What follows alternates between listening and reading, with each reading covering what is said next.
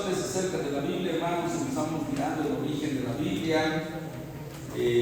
Caminamos un buen tiempo en ese origen de la Biblia, caminamos en el origen del catolicismo, miramos los libros apócrifos y miramos también el Antiguo Testamento, miramos el Nuevo Testamento, seguimos caminando por ahí, el origen divino de la Biblia, la autoridad del Nuevo Testamento, el propósito divino de la Biblia en su generalidad. Miramos algunas situaciones de las divisiones de la Biblia, los Salmos, el Nuevo Testamento, tantas situaciones que hemos mirado acerca de la Biblia. Y hoy vamos a mirar una visión panorámica del Antiguo Testamento. Es importante que conozcamos algunas cosas que siempre estoy diciendo en este estudio. A veces lo estoy mirando y digo, ¿será relevante? O algunos hermanos lo considerarán irrelevante, no sé eso. Sin embargo, es bueno que lo máximo que podamos conocer de la palabra de Dios lo conozcamos, y que entonces un día, hermanos, eso nos dé firmeza, nos dé convicción, nos dé seguridad para poder hablarle a quien sea de la veracidad de la palabra de Dios. Amén. Vamos a iniciar con el libro de Génesis. Aleluya. Génesis es, muchas veces hemos hablado del Génesis como el semillero, y vamos a mirar hoy como las semillas de Dios. Éxodo, las maneras de Dios. ¿Por qué Génesis? Las semillas de Dios. Ahí miramos el principio de los principios, y muchas de las situaciones que están en la palabra de Dios tienen su origen en el Génesis. Éxodo, las maneras de Dios, porque ahí es donde vemos cómo Dios usó muchas situaciones diferentes. Cómo llega el pueblo de Israel a Egipto, cómo crece el pueblo de Israel en Egipto, cómo estorban al pueblo de Israel en Egipto, al grado de que el faraón mandó que cuando las parteras vieran que alguien que estaban haciendo era niño, lo mataron, porque tuvo miedo de que el pueblo de Israel creciera, se hiciera más fuerte, y un día les cambiaran la situación. Nos dijo: matamos a todos los niños, no van a tener hombres, dedicamos la vida a las puras mujeres, y bueno, pues esas las somete el marido. Y peor, en los tiempos del Antiguo Testamento y allá en el Oriente, donde en la actualidad se dice que en aquellos entonces, y ahora todavía en algunos países, dice que una mujer vale un poco menos que una bestia de carne. Las mujeres deben estar muy contentas con haber conocido el Evangelio. No, y los hombres también. Porque dice que Cristo Jesús dice: porque todos los que hemos sido bautizados en Cristo, de Cristo estamos revestidos. Ya no hay judío ni griego, esclavo ni libre, varón ni mujer. Dice: porque todos, creyentes en Cristo, somos uno. Aleluya. Bueno, y seguimos mirando, hablando del Éxodo, las maneras de Dios, cómo crece el pueblo. Nace Moisés, lo tienen por 3 meses en su casa. La madre, cuando ya no lo pueden seguir teniendo, lo ponen en una barquilla, lo echan al río. La hija del faraón que está con sus doncellas ven esa barquilla, rescatan a Moisés y dice, pues este niño tan precioso, porque dice que era una chulada de niño. Y entonces dice, este es de los hebreos. Pues búsquenme una hebrea para que lo cuide. Y ahí, hermanos, buscan a la mera madre. Y fue la madre la que lo prohijó y lo crió y todo. Crece y dice que era un hombre poderoso en palabra y en acción. De un golpe mató a un egipcio. Al otro día vuelve a encontrar una situación como de injusticia, se quiere meter. Pero entonces estaban peleándose entre sí dos hebreos y les dice que son hermanos, y uno de los hebreos le dice, ¿quieres matarme como mataste ayer al egipcio? Huye, llega a la casa, a la tierra de Madián, a la casa de Jetro, y allí pues se ve bien un hombre porque era poderoso, puños. Los pastores de los vecinos de Jetro tenían ya marginadas a sus hijas. El Jetro puras hijas tenía, pobre hombre. Ni quien las defendiera, pero llegó uno que puso en su lugar a todos los demás, metió en primer lugar a las hijas de Jetro. Jetro dice, este muchacho nos conviene, tráiganselo. Se vuelve su pastor de ovejas. Se pasa 40 años en un desierto pastoreando. Todo eso, hermanos, son las maneras de Dios. Pastoreando a ovejas, animales, pues. Después Dios lo llama y en esos desiertos donde él pastoreó a las ovejas, ahí pastoreó al pueblo de Dios por otros 40 años. Pero antes de salir del pueblo de Israel de Egipto, vienen las plagas, viene la muerte de los primogénitos, viene la salida del pueblo de Israel de Egipto, enfrentan el mar Rojo, el mar se abre, salen los israelitas del mar y los egipcios con su ejército van en el pleno mar. Dios cierra el mar, se ahogan todos los egipcios. Sale el pueblo de Israel de ahí, muy contentos, viendo cómo Dios los libertó, y seguimos viendo las maneras de Dios. Se la pasan 40 años en esos desiertos. Entonces el éxodo son las maneras de Dios. Levíticos, vemos ahí los sacrificios de Dios. Allí encontramos todo tipo de sacrificios y se llaman los sacrificios de Dios. Los números, o el libro de números más bien, es los números de Dios. Deuteronomio se llama las repeticiones de Dios. Todo lo que pasó en el Éxodo, Moisés lo vuelve a explicar paso a paso con el pueblo de Israel en el libro de Deuteronomio. Después miramos a Josué. Y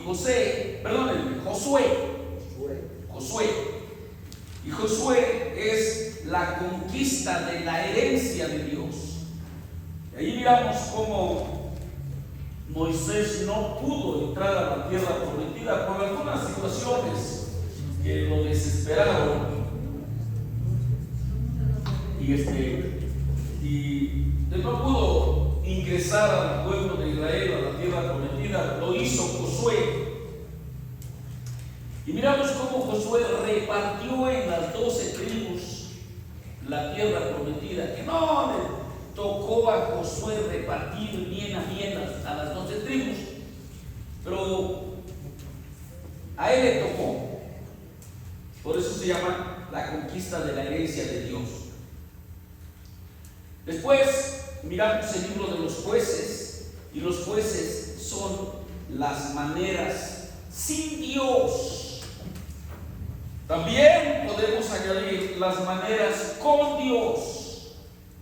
La Biblia dice que después de la muerte de Josué, el pueblo se quedó a la deriva, no tenía quien lo capitaneara, cada quien hizo lo que mejor le convino, y entonces vino desgracia a toda la nación lloró, Dios escuchó su llanto y les levantó el primer juez, y ese primer juez fue un tal Otoniel. Miramos las maneras y dijimos, los jueces son las maneras sin Dios, y me gustaría que se sacaran la espina en esa dirección, analíticamente en esa dirección. ¿Cómo era el pueblo de Israel sin Dios y cómo era el pueblo de Israel con Dios? Cada uno de los jueces que fueron levantados muestran las maneras de Dios con Dios, y luego cuando el pueblo de Israel se quedaba sin juez porque se moría, vemos también las maneras de Dios sobre el pueblo de Israel sin Dios. Después miramos a Ruth. Vemos que es la gracia de Dios. Y bueno, pues tiene también su manera, su razón de verse ahí la gracia de Dios, hermanos. Ruth, una mujer que yo creo que sufrió muchísimo. Yo no sé por qué aguantó tanto. Salir de su tierra con una pobreza extrema, salir buscando un mejor porvenir en otro lado, y allá en vez de tener un mejor porvenir, se queda viuda y sin hijos. Pero vemos la gracia de Dios en la manera en cómo Dios las respalda. Estamos mirando más bien todo eso le pasó a Noemí. Ruth era la moabita. ¿Sí era moabita? La gracia de Dios sobre alguien que no tenía ni parte ni suerte con el pueblo de Dios, porque Dios le tenía prohibido al pueblo de Israel relacionarse con los moabitas. Sin embargo, cuando nosotros leemos la Biblia o miramos el árbol genealógico de nuestro Señor Jesucristo, pasa por Ruth, porque Ruth y el hombre aquel que la Boz tuvieron un hijo que se llamaba Obed.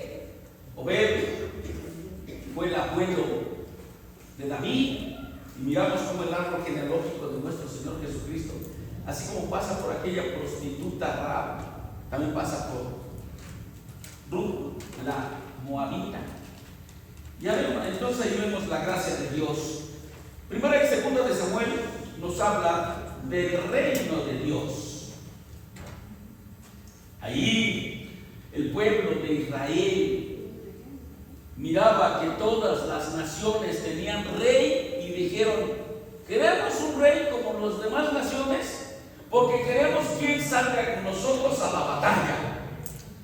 Y entonces Samuel le dijo a Dios, y Dios le dijo: dales lo que piden. Samuel pasó mucho tiempo muy triste, afligido, diciendo: pero ¿por qué? Bueno, el pueblo está prefiriendo a un rey que se va a enseñorear sobre la nación.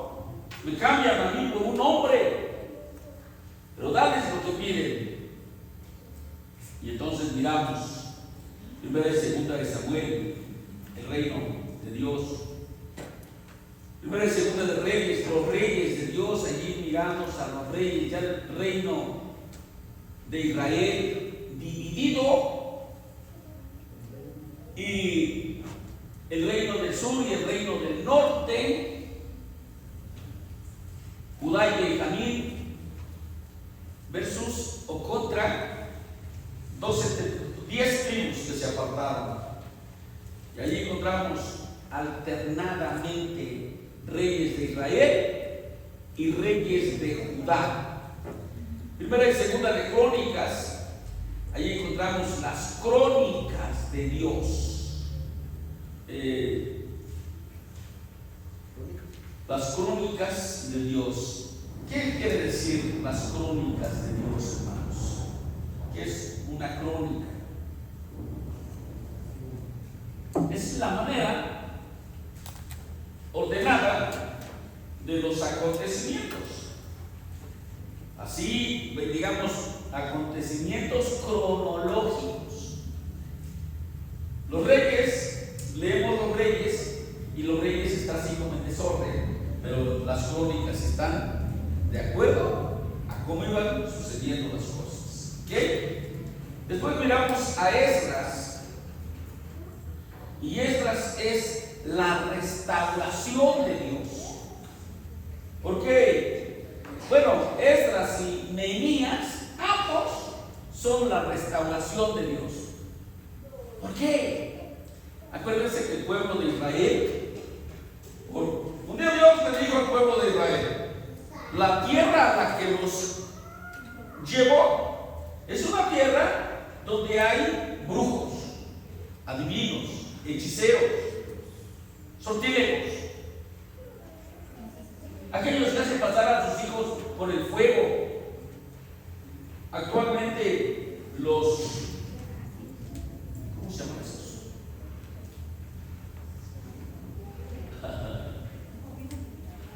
Bueno, dice, eso existe, y con eso nosotros tenemos que entender que todo eso existe: la brujería, la hechicería, la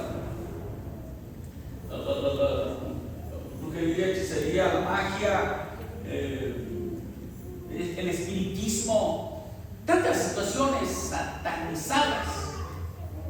Yo le digo al pueblo de Israel: todo eso hay en esa tierra, y por causa de eso es que a esos yo los saco de esa tierra y a ustedes los introduzco en esa tierra.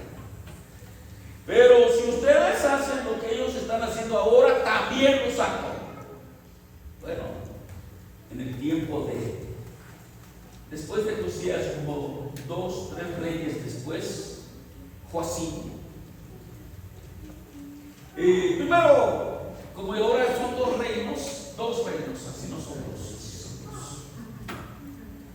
Primero, el pueblo de Israel es vendido a los sirios.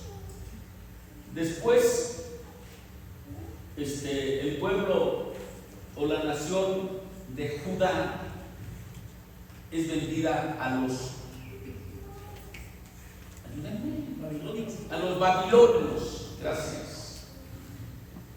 Y se van allá y se pasan 70 años de cautiverio. En el tiempo de Daniel abre el libro de Jeremías, y en Jeremías dice, Dios lo usó para que diera esa profecía. Dijo: 70 años va a pasar mi pueblo esclavo con los babilonios, los medos y los persas, y después van a regresar. Y cuando regresan por medio de el sacerdote Esdras y Nehemías. Por eso se llaman la restauración de Dios. Ellos son los que invaden, o no invaden, llegan por primera vez, una vez más, a el reino de Judá, a Jerusalén. Encuentran el muro destruido, el templo destruido, y llevan permiso de Ciro, llevan el respaldo del rey Ciro, y restauran la ciudad. Dice que con una mano tenían una espada y con la otra trabajaban, porque los reinos de alrededor decían, se burlaban de ellos y decían: si una zorra se para en ese muro, lo tiran. ¿Qué van a restaurar? Sin embargo, ellos, con la ayuda de Dios ha sido, ha intervenido de una manera divina, sobrenatural, hermanos, con el pueblo de Israel. Han ganado guerras imposibles en lo natural y la han ganado divinamente. Acuérdense que ya caminamos también sobre eso en 1948. El pueblo de Israel ganó una batalla y se llamó la batalla de los 6 días. Peleó contra varias naciones musulmanas, tienen otros nombres iguales, árabes, que estaban establecidas, que tenían ejércitos para pelear. El pueblo de Israel llegó descalzo, con vestiduras raídas, sin armas, pelearon y en 6 días ganaron la guerra. Eso fue algo sobrenatural. ¿Y por qué ganaron la guerra en 6 días? ¿Por qué Dios les dio la batalla en 6 días? Porque el 7º día era del Señor. Y ellos tenían que estar en paz para alabar a su Señor. Bueno, Esdras y Nehemías se llaman la restauración de Dios. Esther se llama la providencia de Dios. ¿Se acuerdan de Esther? Mardoqueo, Naamán y el rey, ¿cómo se llamaba el rey ese? Asuero. Cómo fincaron y planearon raer al pueblo de Israel en un día en todas las provincias y obligaron al tal Asuero ese a que, sin que él se diera cuenta de lo que estaba firmando, apoyara esa situación. Y como Esther empezó allí, acuérdense que Esther se convirtió en reina por la desobediencia de, ¿cómo se llamaba la otra reina que se murió? Basti. Ay, gracias, qué bueno que hay. Vamos aquí con una retentiva. Un día Basti se rebeló y entonces la cambió el rey por Esther, y Esther ya era la reina. Y todo eso, hermanos, está entrando dentro de la providencia de Dios. El día que planearon raer al pueblo de Israel de la faz de la tierra, bueno, antes también miramos como Naamán había construido una horca, dice que de 50 metros para ahorcar a Mardoqueo, y en esa horca lo ahorcaron a él. El día que planearon raer al pueblo de Israel de la faz de la tierra, ese día el pueblo de Israel ya tenía la autorización ahora sí para defenderse, y Dios estuvo con ellos, y miramos allí la providencia de Dios. Job se llama los tratos personales de Dios. Quisiera que tuviéramos así como una conciencia de cómo son los tratos personales de Dios. Dios puede tener tratos personales con nosotros por varias razones, por varias causas. Una, porque nos hemos estancado en nuestra vida espiritual. Y lo que Dios quiere es que vayamos así, en ascenso, creciendo.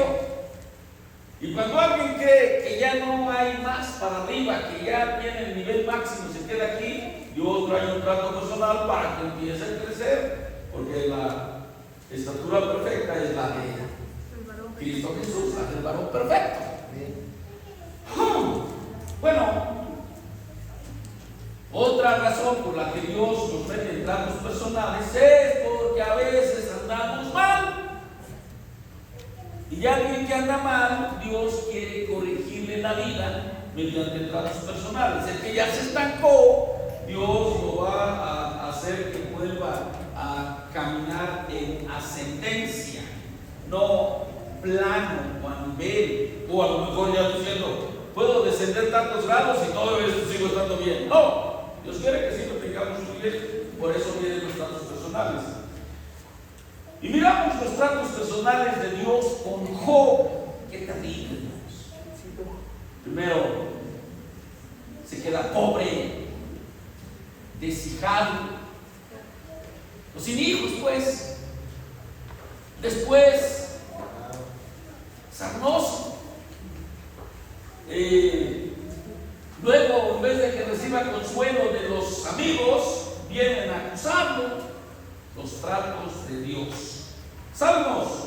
El libro de los salmos son los cantos de Dios. No sé cuándo, yo creo que la semana pasada vimos que había 150 salmos y que 75 de esos salmos los escribió David. ¿Alguien me puede decir en sus notas cuántos escribieron los salmos? 13. 13 fueron los escritores de los salmos, y de esos 150 salmos y de esos 13, David escribió 75. La mitad. Los salmos son los cantos de Dios. Proverbios son la sabiduría de Dios. A ver, dice, así lo dijo mi hermano una vez. ¿Se los digo? Lo omito. Dice que si alguien tiene un hijo que considere que es tonto, que lo ponga a leer los proverbios. Y ahí vamos a tener la sabiduría de Dios. Bueno, hermanos, esa es una realidad. No quisiera usarlo de una manera así ofensiva. Pero bueno, ¿qué les parece? No que alguien tenga un hijo tonto. Todos vamos a considerarnos. Porque si creemos que ya la sabemos toda, ya no tenemos oportunidad de aprendizaje ni de crecer. Supuestamente ya lo sabemos todo.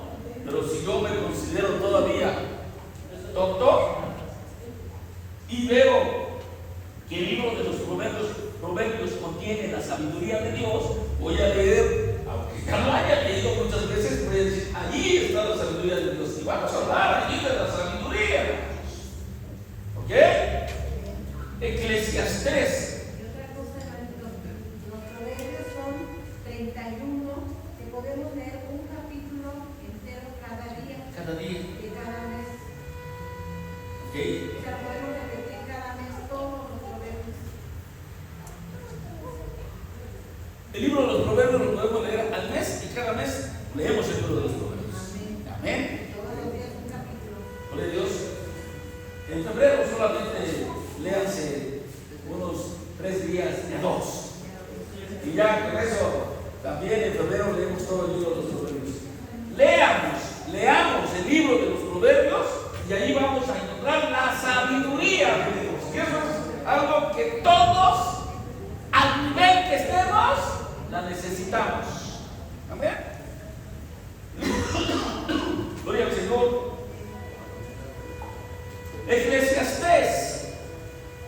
Eclesiastés es la predicación de Dios. La predicación de Dios.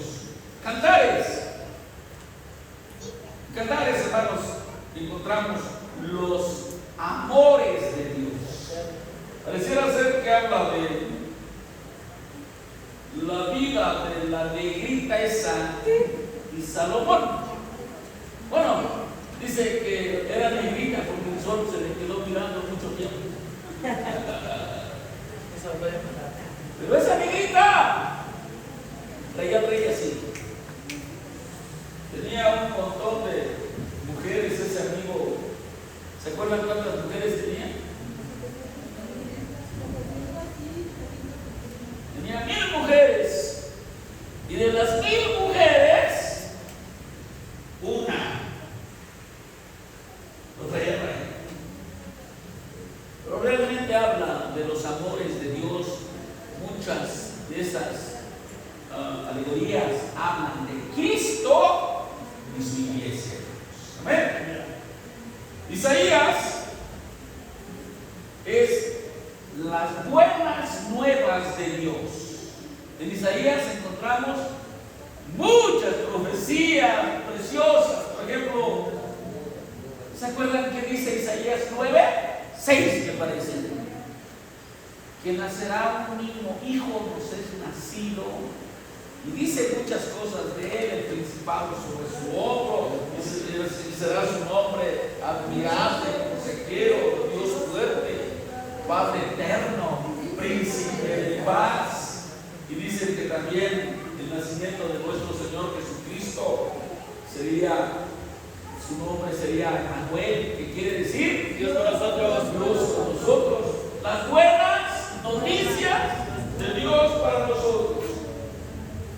Después vemos a Jeremías. Uy, hermano. Dicen algunos que Jeremías se llamaba, ¿se acuerdan? Una vez les dije eso. No, esto me da pena decir. Dígame ya, dice Isabel, dice. Sí. Por todas las situaciones que tiene Jeremías, se llamaba las Jeremiadas. Sí. Las Jeremiadas. Bueno, Jeremías habla del dolor de Dios. ¿El dolor de qué? El dolor de Dios. Las lamentaciones, que también son de Jeremías, y en las lamentaciones tiene cosas muy extremas. A ver, ayúdenme. En Lamentaciones dice que la situación era tan terrible que las mujeres se comían a sus hijos.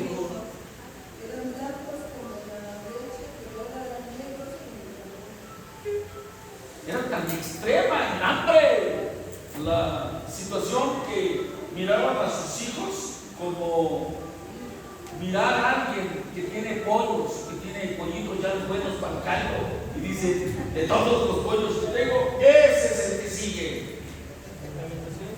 Y dice que un día dos viejas platicaron entre sí y dijeron: hoy nos comemos uno y mañana nos comemos el otro. Y nos dijeron: va, hoy el tuyo, mañana el mío. Pero no me acuerdo si escucharon en suertes o total que le tocó a una poner el hijo primero, se lo refinaron. Y al otro día había que comerse el de la otra y la otra lo escogió. Por eso se llama las lamentaciones de Dios. Ezequiel, la restauración final del pueblo de Dios. Podemos mirar en Ezequiel, hermanos, cómo Dios le habla a Ezequiel y se lo lleva para estarle mostrando formas, maneras. Le muestra aquellas cuatro animales que también los vemos en el Apocalipsis. Daniel se llama los tiempos de Dios.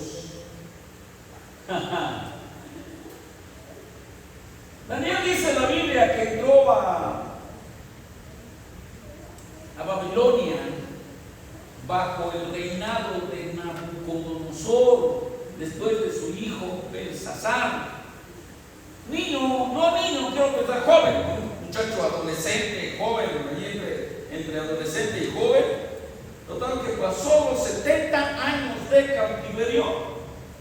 Cuando ya se estaba llegando, cuando estaban por cumplirse los 70 años, Daniel ya era un anciano. Imagínense que haya entrado como de unos 15 a 70, 85. A los 85 años, uy, hermanos, no le quiero llegar a los 85, pero si llego a los 85 voy a ser un ancianito. Y también muy pendiente de las profecías de Jeremías, fue y abrió los libros y encontró que 70 años tenían que estar en ese cautiverio. Y entonces se volvió a Dios y oró, confesó el pecado de sus padres, de él, y confesó que Dios era sabio, santo, que ellos eran malos. Y miramos en Daniel los tiempos de Dios. Oseas es la fidelidad de Dios con un pueblo infiel. La fidelidad de Dios con un pueblo infiel. Híjole, ese pobre Oseas tuvo que pasar tiempos nada gratos. Imagínense que Dios le dijo: búscate una mujer, una prostituta, pues, para que sea tu esposa y vas a tener hijos con ella. Y esa vieja, hermanos, en sus tiempos de locura lo dejaba y se iba con todo. Y Dios le decía a Oseas: ve por ella y siente lo que yo siento. No, hermanos, yo creo que era algo terrible. Pero le dijo para que veas cómo el pueblo que es infiel, la fidelidad de Dios con un pueblo infiel. Bendito sea Dios. Joel es las aguas de Dios. Amós, Joel, las aguas. Joel, las aguas de Dios. Amós, el otro reino de Dios. Abdías, la justicia de Dios.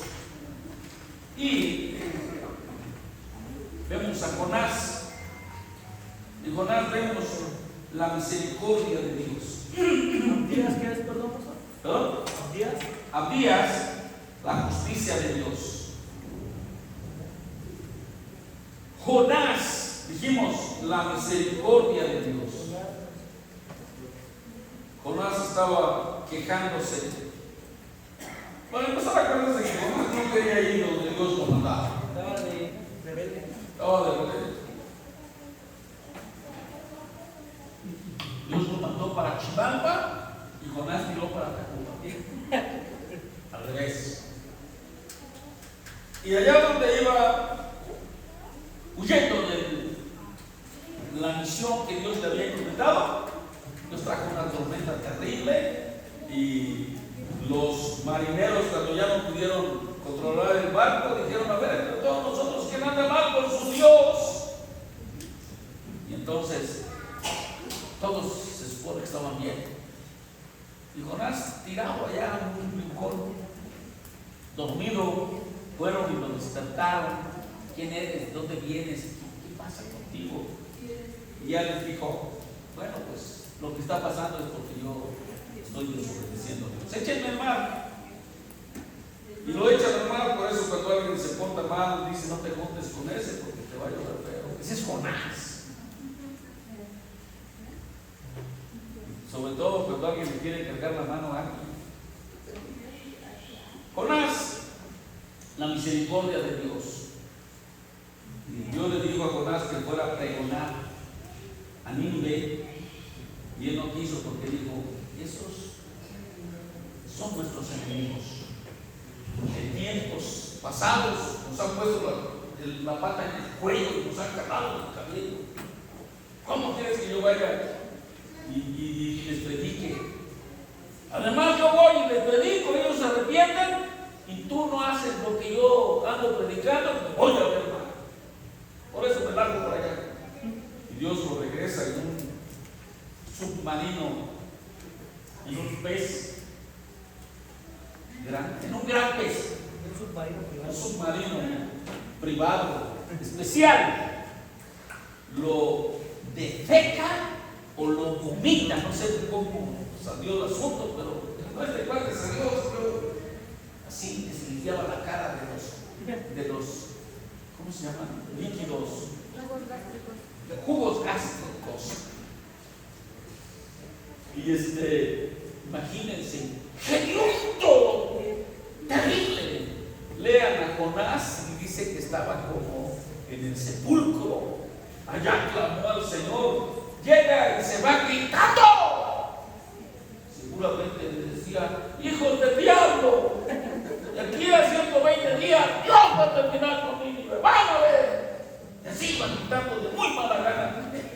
Dice que escuchó el rey, escucharon todos, se compungieron. El rey juntó a todos, y bestias, niños, jóvenes, ancianos, todos pusieron a ayudar. Hermano, cuando el hombre se arrepiente de su pecado, Dios lo perdona. Y allí Dios fue movido a misericordia. Jonás, después de que cumple su cometido, lo que Dios le encomendó, se sube a un cerro y dice: de aquí los voy a ver, hijos del diablo, cuando estén viendo. Y entonces allá hizo una calamidad. Dios hizo que naciera una calabacera, dice. ¿Cuántos conocen las calabazas cuando están en guía? Preciosas, una guía así, echando unas hojotas así de grandotas, echando unas floresotas. Aquello se ve bonito, está feliz. Pero en un día vino un gusano y la devoró. Y dice que Jonás sufría porque el calor le pegaba en la cabeza y agonizaba y estaba enojadísimo porque Dios había terminado con la calabacera. Y Dios le dijo: ¿te enojas mucho? Sí, estoy muy bravo. Dice: pues si tú haces lamentación por una calabacera, ¿qué no haré yo por una gran ciudad de 120,000 almas? Jonás, la misericordia de Dios. Miqueas, el pleito de Dios. Nahum, las venganzas de Dios. Vemos cada uno de esos libros y como estamos tomando nota, vamos a ver por qué se llama el pleito de Dios, las venganzas de Dios. Habacuc, la visión de Dios. Sofonías, la ira de Dios. Habacuc, la visión de Dios. Habacuc, la visión de Dios. Sofonías, la ira de Dios.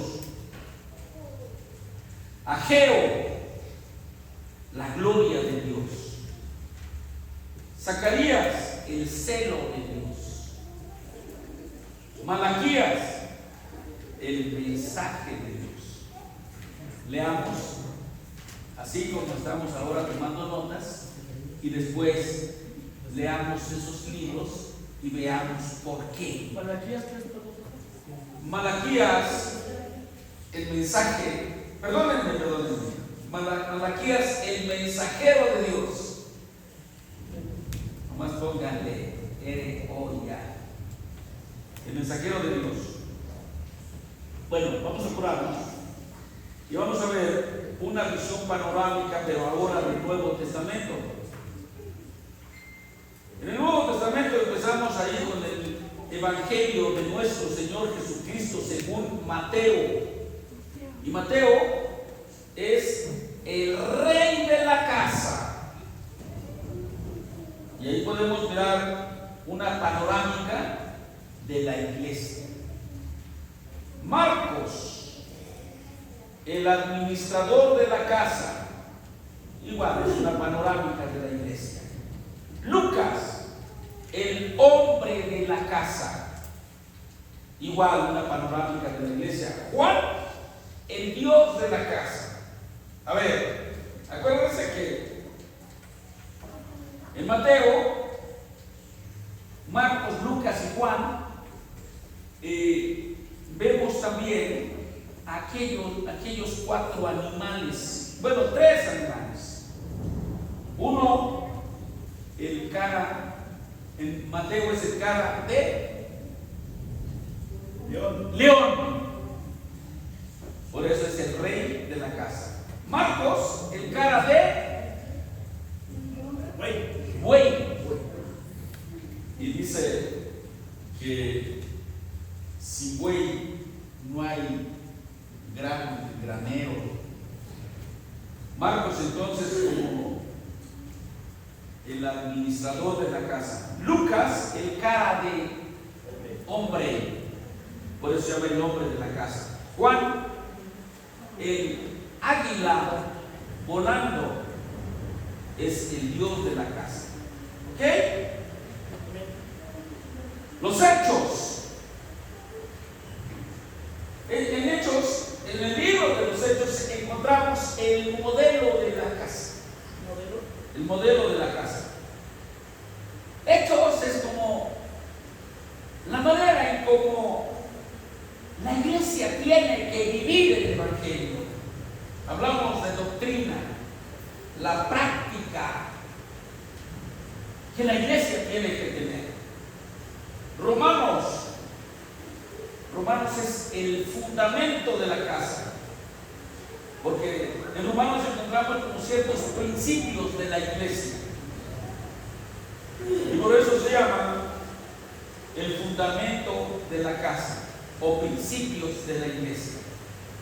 Primera de Corintios, el patio frontal de la casa, o el patio delantero de la casa. Y allí en Primera de Corintios encontramos los problemas de la iglesia.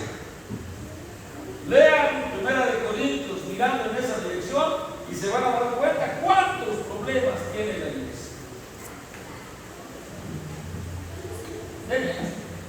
Recuérdenme uno de tantos problemas que tiene la iglesia en Primera de Corintios.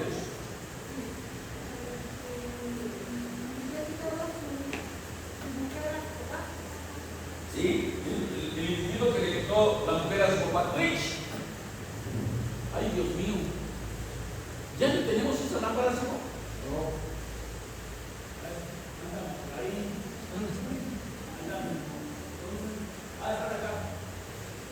Es que el día ya no la veo, caray.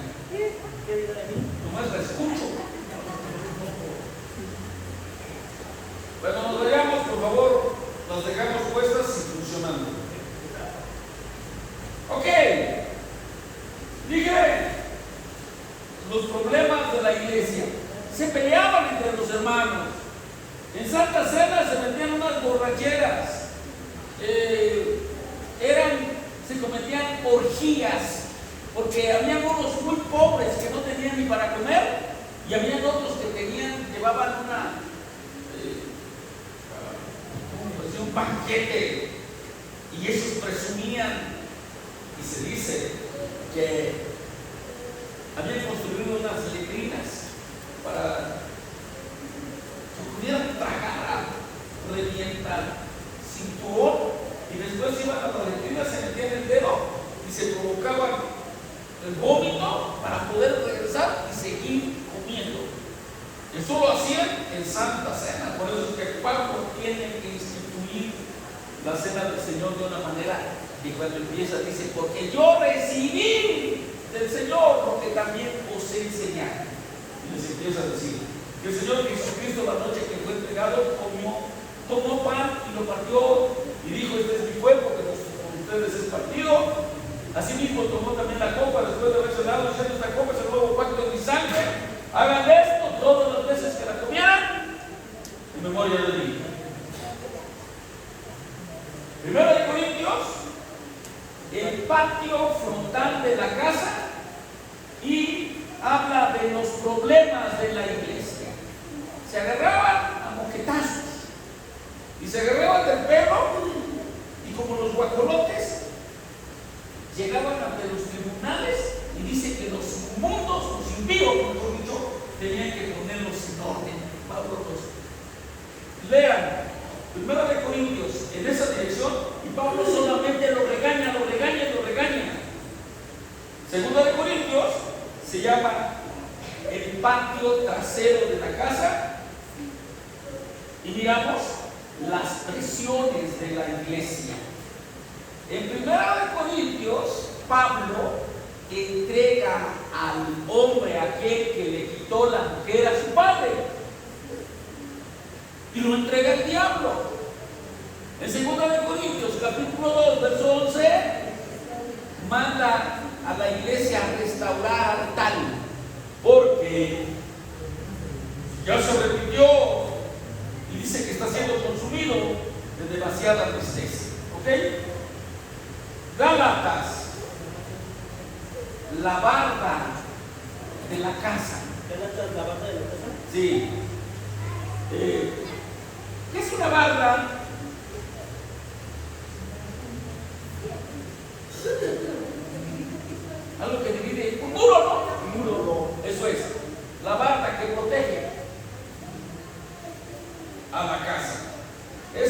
es Gálatas. Y eso es preservación de la iglesia. Esa barda es como para preservar, para guardar, para defender. Imagínense que un perro nos viene persiguiendo para mordernos y logramos entrar a la puerta y del otro lado de la barda se queda el perro bravo y de este lado de la barda nos quedamos nosotros espantadísimos, sal. ¿Ok? Entonces Gálatas es la barda de la casa para preservación de la iglesia. Efesios es la estructura de la casa. ¿Cuál es la estructura?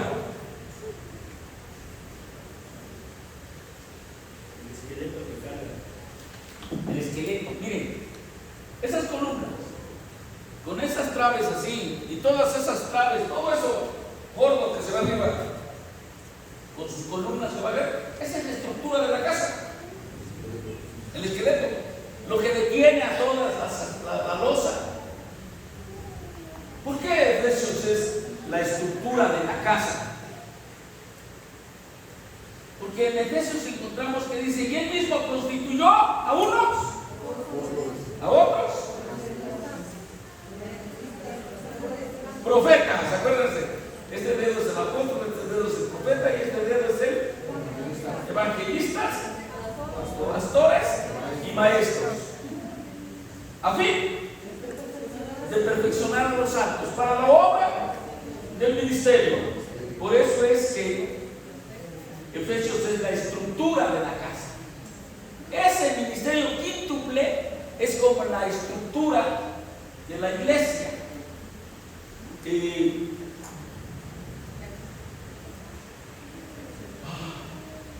Necesitamos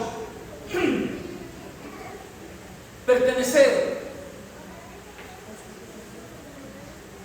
digamos, a una iglesia donde creamos en ese ministerio quíntuple que es el que soporta, el que sostiene a la casa, la estructura. ¿Ven? A ese ministerio quíntuple le hemos llamado también la mano poderosa de Dios, que viaja a cualquier parte del cuerpo de Cristo que es la iglesia, como la mano viaja a cualquier parte del cuerpo. Este día yo he padecido mucho un dolor en este hombro y esta mano se la ha pasado diciéndole ya. Y el hombro hay alguien que me suaviza, que me acaricia, apapacha. Ok, Filipenses, la sala de la casa. Efesios les dije que era la estructura de la casa y es lo podemos ver como una prioridad en la oración de la iglesia. Filipenses es la sala de la casa. Leamos Filipenses a detalle. ¿Y qué se hace en una sala? No, hombre, hasta los zapatos nos quitamos, cruzamos el pie, nos recargamos, o sea, nos relajamos, descansamos. Lean Filipenses en esa dirección y van a encontrar muchas situaciones de estas. Por ejemplo, me encanta aquel texto donde dice que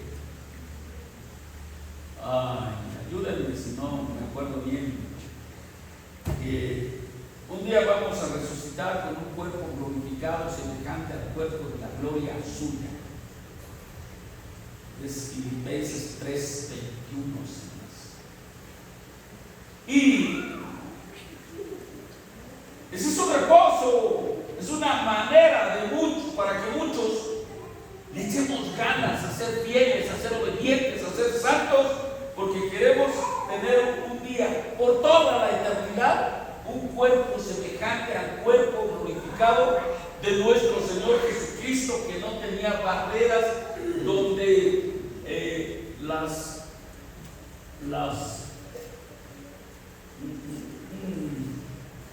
Bueno,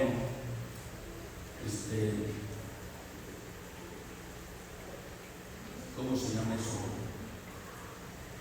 Si alguien se avienta de allá arriba y cae acá abajo, está violando una ley. La ley de la gravedad, pero es una ley natural, física. Eso no va a existir. Imagínense que vamos a viajar a la velocidad del pensamiento. Imagínense que vamos a traspasar los muros, que vamos a tener un cuerpo semejante al cuerpo de nuestro Señor Jesucristo cuando resucitó. Y 3:21, ¿cómo dice hermana Dolores? El cual transformará el cuerpo de la humillación nuestra para que sea semejante al cuerpo de la gloria. Aleluya. Por el poder con el cual puede también sujetar a sí mismo todas las cosas. Gloria al Señor. Es un reposo, es un descanso, es un aliciente para nosotros. Amén. Bien. Colosenses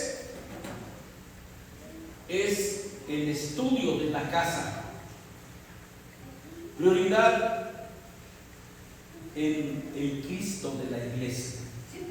Estudio de la casa. Colosenses.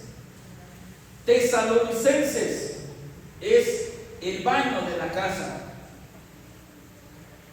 Se da en la preparación de la iglesia.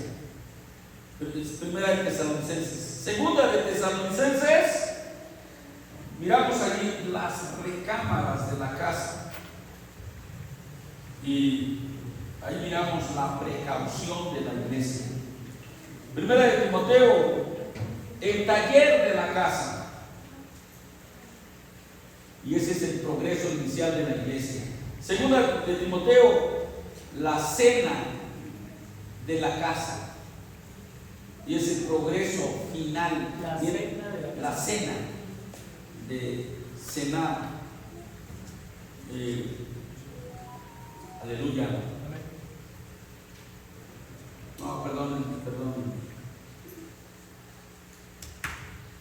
Ha de ser más bien a la cena. La cena es en donde se guardan las provisiones, porque habla del progreso final de la iglesia. Tito es el cuarto de servicio de la casa, y ese es el progreso continuo de la iglesia. La iglesia tiene que estar en un progreso, crecimiento constante y continuo. Filemón, la fuente de la casa. Esa es la posición del creyente en la iglesia. El creyente tiene que moverse en la fuente del amor, y entonces va a tener una posición correcta en la iglesia. Mientras en el creyente haya ese sentimiento de amor, y va a tener una posición buena en la iglesia. Hebreos es la cocina y el comedor de la casa. La cocina donde se cocina y el comedor donde se come lo que se cocina. ¿Ok? Y ahí podemos ver el pontificado sobre la iglesia. Vamos a leer el libro de los Hebreos de una manera analítica, en dirección de mirar el pontificado, sacerdocio, pontífice, gran sumo pontífice, que quiere decir puente que une. Eso es. Y miramos el sacerdocio, en otras palabras, de nuestro Señor Jesucristo sobre la iglesia. Es una situación muy preciosa. Santiago es los poderes de la fe de la iglesia. Hay alguna situación por ahí que dice dice, muéstrame tu fe sin obras. A ver, ¿alguien quiere que veamos su fe? La fe se ve a través de las obras. O sea que las obras se convierten en el cuerpo de la fe. Dice, muéstrame tu fe sin obras. No la veo, pero yo te voy a mostrar mi fe por medio de mis obras. Y entonces Santiago es los poderes de la fe de la iglesia. Primera y segunda de Pedro es caminos, poder de la esperanza de la iglesia. O son los caminos del poder y la esperanza de la iglesia.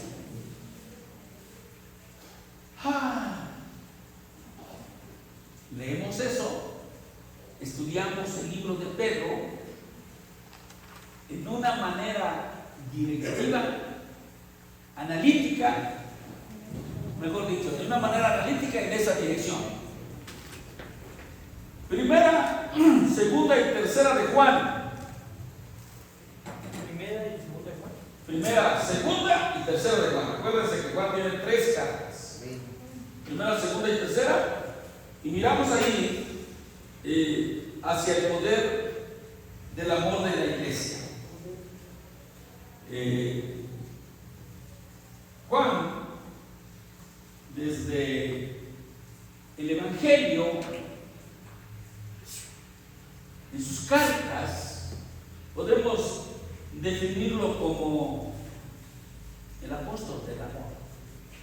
El que habla, por ejemplo, Juan 2:1 habla así con una ternura que dice, hijitos míos, casi un Elí.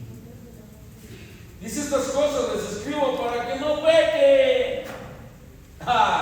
Pero si alguno hubiera pecado, dice, acuérdense, abogado tenemos para con el Padre. Lean a Juan desde el Evangelio, las cartas, y miramos que hay una dirección hacia el poder del amor para la iglesia. Juan es mencionado como que el discípulo amado. ¿Por qué creen que dicen que es el discípulo amado? Porque se recostaba en su regazo. Yo creo que ya ese era como su lugar. Hay algunos en la iglesia que ya tienen un lugar amado y dicen, este es mi lugar. Y hasta le dicen a los demás, este es mi lugar. Y no, nadie lo puede quitar. El único lugar que nadie les puede quitar es el lugar que ocupen a los pies de Cristo. Ok.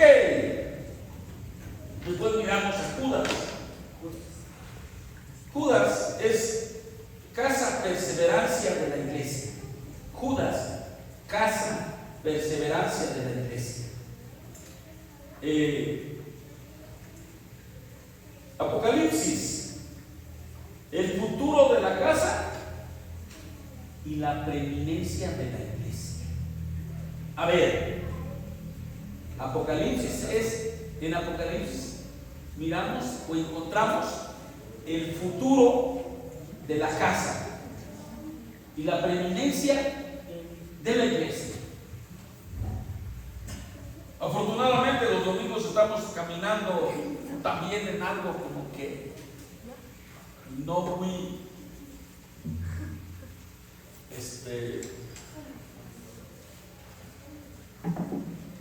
no muy fácil de compartir, no muy fácil de recibir. Ustedes son los receptores, yo soy su emisor. A mí me cuesta compartir eso, y sé que si le perdemos el hilo, en vez de que salgamos a veces edificados, salimos como que cansados y hasta fastidiados. Sin embargo, Apocalipsis es el futuro de la casa y la preeminencia de la iglesia. De esta manera, hablamos de los 66 libros, 39 del Antiguo Testamento y 27 del NT, o Nuevo Testamento. ¿Ok? La próxima semana vamos a mirar algunas situaciones, reglas generales para estudiar la Biblia. Vénganse así muy receptivos para poder entender esas reglas generales para estudiar la Biblia, y entonces esto nos ayude a estudiar la Biblia, y que al estudiar la Biblia, hermanos, nosotros le encontremos a la Biblia lo que Dios tiene para nosotros en la palabra de Dios. Amén. Padre, queremos darte gracias solamente, mi Señor, por lo bueno, por lo fiel que tú eres con nosotros, al permitirnos, mi Señor, tener como un desglose, una ilustración más iluminada, Padre, por ti, para nosotros, para que veamos el propósito, el significado de cada uno de los libros, que tiene relación con el contenido de cada libro, Padre. Te pido, Padre, que le provoques a mis hermanos un deseo de comprobar lo que dice el significado de ese libro, leyendo ese libro y comparándolo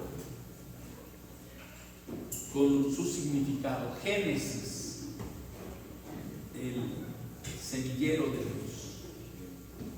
Padre, ayúdanos a que lo que estamos aprendiendo nos bendiga, Señor.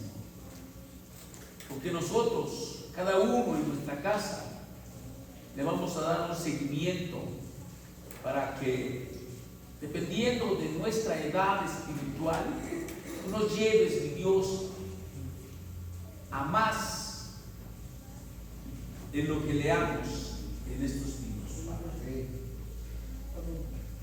Y comiendo en tus manos, Padre, a tu iglesia, Monte Sinaí, en tus manos, Padre, en el nombre de Jesús.